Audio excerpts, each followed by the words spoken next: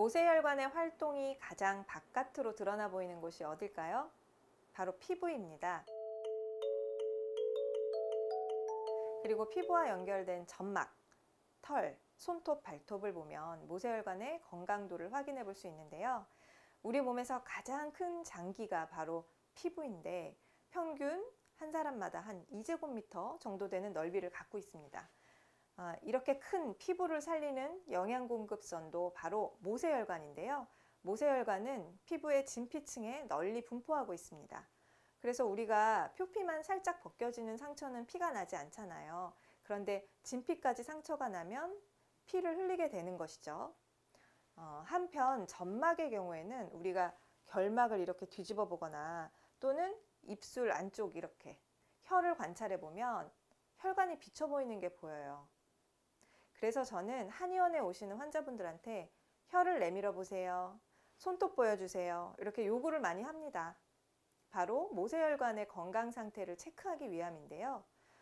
그런데 손톱에 세로줄이 생기면 간에 문제가 있다든가 또 혀에 푸른 반점이 생기면 또 간이 안 좋다, 이렇게 알려져 있는 상식도 많기 때문인지 환자분들도 또 이렇게 보면서 어디가 안 좋나요 선생님, 이렇게 되묻는 경우도 많이 있습니다. 물론 장부의 이상도 드러날 수는 있지만 그 전에 먼저 드러나는 것이 바로 모세혈관의 상태입니다.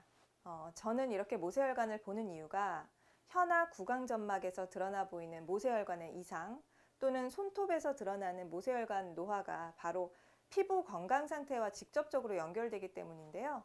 자, 이렇게 겉으로 보이는 색깔과 모양을 관찰하는 것을 한의학에서 망진이라고 합니다.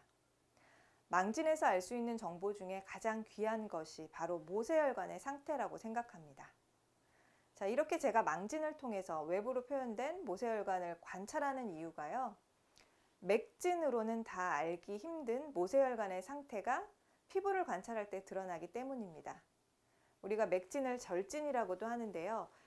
손목 안쪽을 잡아봤을 때 맥박을 느껴보는 것인데 이것은 동맥의 탄력이나 경화 상태, 또 혈압, 심박수와 리듬 같은 것들을 느낄 수가 있습니다. 이 밖에도 병증이나 어혈의 존재를 느낄 수도 있고요. 그러나 이 정보는 혈압약이나 또 다른 약제에 의해서 변할 수도 있고 모세혈관의 변화보다는 동맥과 같은 큰 혈관 상태를 더 잘 보여줍니다. 따라서 피부 진료를 할 때는요, 모세혈관 상태를 조금 더 들여다볼 때 더 많은 정보를 제가 알고 진료에 활용할 수가 있습니다.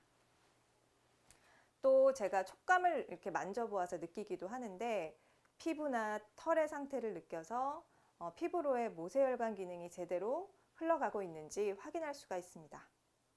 그렇다면 여러분들도 스스로 모세혈관 상태를 체크할 수 있을까요? 네, 스스로도 모세혈관 상태를 알아볼 수 있습니다. 먼저 거울을 딱 보시고요. 내 피부가 또래보다 젊어 보이고 윤기가 나고 동안이라면 네, 축하드립니다. 모세혈관도 마찬가지로 젊은 것이죠. 자, 또 눈꺼풀을 이렇게 아래로 뒤집어 보았는데 적당히 선홍색이고 손톱이나 머리카락도 윤기가 나고 잘 자라면 모세혈관이 젊은 것입니다. 그러면 반대로 얼굴 피부가 칙칙해지고 건조해지고 잔주름이 늘었다면 바로 모세혈관의 노화가 진행된 것입니다.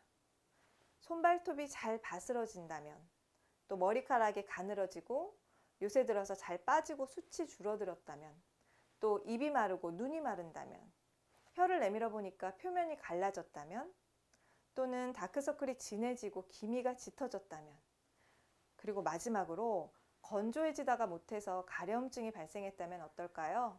이때는 피부 속 모세혈관의 치료가 필요합니다.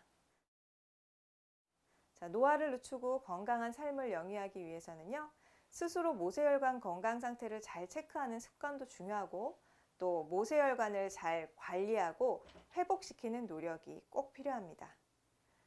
지금 거울을 들고 한번 셀프 망진을 해보시기 바랍니다.